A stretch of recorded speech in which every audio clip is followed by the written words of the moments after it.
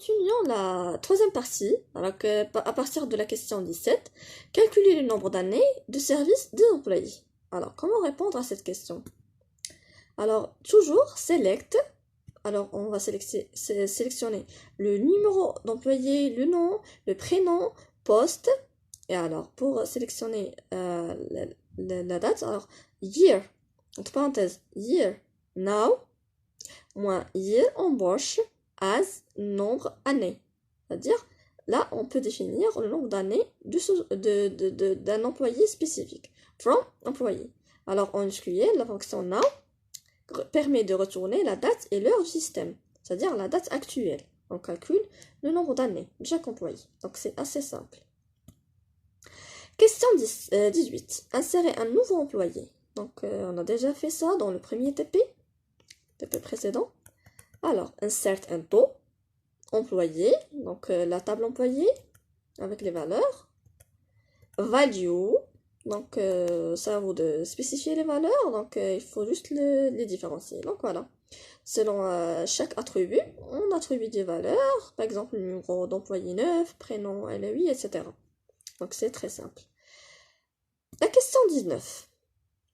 Mettre à jour le salaire du gérant Ahmed Radi, salaire égal à 7000. Donc on a ici deux conditions. Donc votre attention alors. Update, qu'on a déjà fait, la table employée, 7, l'attribut salaire égale à 7000. Avec la condition where nom égale à Radi, une autre condition and prénom égale à Ahmed. C'est très simple. Alors, la question 20. Supprimer les employés dont leur nom est Nabil Idrissi. Donc, c'est déjà fait. Donc, dans le TP précédent, alors delete from employé, donc supprimer de la table employé, avec la condition where nom égale à Idrissi et, c'est-à-dire and, prénom égale à Nabil. Encore simple. La question 21.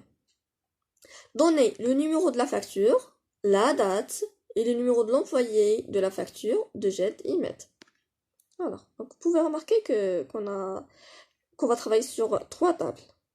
Alors, select facture, numéro de facture, donc de la table facture, le numéro de facture. Encore, de la table facture, la date. Encore, de la table facture, le numéro d'employé, qui est une clé étrangère, comme vous pouvez remarquer. Virgule, de la table client, le nom. From, donc deux tables, facture et client. Avec la condition, la facture, point numéro client, égale à client, point numéro client. Donc on a le même numéro de client dans les deux tables, facture et client. And, notre condition, client.num égale à Jad Imed. Notre solution. Donc quand vous avez déjà vu le cours, donc select num facture.dates, virgule, num employé, virgule, nom, from, facture, natural joint, client. Donc, la jointure naturelle. Donc, lorsqu'on a deux tables qui ont des colonnes communes, les colonnes communes donc n'apparaissent qu'une seule fois avec les mêmes valeurs. Voilà, rappelez bien le cours. Where client.nom égale à Jet et Imed. C'est assez simple. Alors, passons à la question 22 qui est un peu compliquée. Afficher les noms des employés qui ont effectué une facture le 1999 11 27. Alors, le nom des employés avec facture, donc deux tables.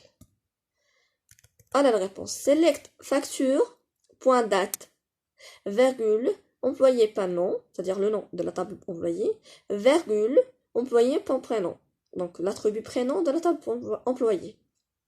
From, les deux tables, facture, virgule, employé. Where, donc la même chose par rapport à la question 21.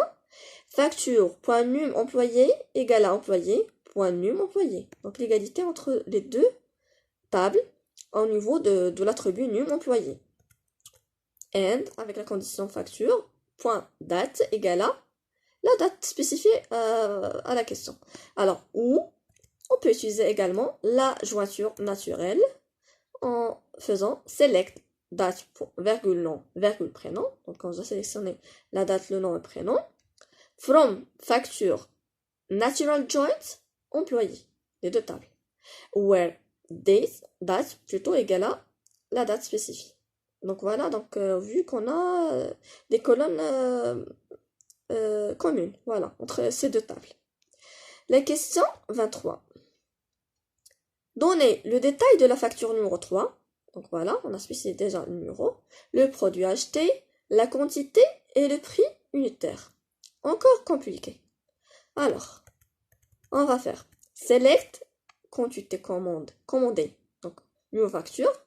Donc l'attribut numéro facture de la table quantité commandée, virgule, produit description, donc l'attribut description de la table produit, virgule, dans la table quantité commandée, la quantité, virgule, le prix de la table produit.